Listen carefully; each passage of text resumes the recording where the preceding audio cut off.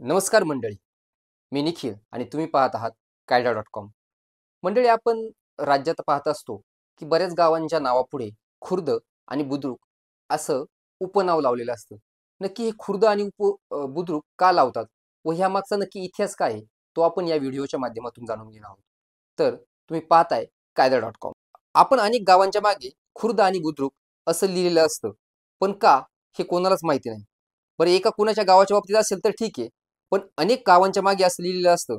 याबद्दल कधी तुम्ही माहिती काढण्याचा प्रयत्न केला आहे का? याबद्दल जाणून घेऊयात. पण त्याआधी जाणून घेऊ की गाव हा शब्द कसा पडला. गाव हा शब्द तयार झाला त्याची कहाणी खूप भारी आहे. गाव हा शब्द गाई अथवा गो या शब्दापासून उदयास आला आहे. त्याच्या उत्पत्तीची सुरुवात करायची झाली तर अश्मयुगापासून करायला लागेल. त्या काळात माणूस जंगलात भटकत होता. कालांतराने शेतीचा शोध लागला आणि माणूस स्थिर झाला. शेतीसाठी बैल हा उपयुक्त पशु. आता बैल आला म्हणजे गाय पण आलीच. तर माणूस एका ठिकाणी घर करून समूहाने राहू लागला आणि आजूबाजू जागा शेतीसाठी वापरू लागला. या क्षेत्रात गायी चरायला ज्या क्षेत्रात गायी चरायला जात असे ते क्षेत्र गायीचं क्षेत्र म्हणून उल्लेखलं जाऊ लागलं. त्यावरूनच गायीची सीमा निर्धारित झाली. यालाच गावाचे क्षेत्र असे समजले जाऊ लागले. गायी या शब्दाच्या अपभ्रंशातून गाव हा शब्द तयार झाल्याचं सांगितलं जातं. तर मग खुर्द आणि बुद्रुक हा काय प्रकार आहे? पूर्वी मुसलमानी अंमल होता, तेव्हा उर्दू मिश्रित किंवा फारसी मिश्रित भाषा बोलली किंवा लिहिली जात असे.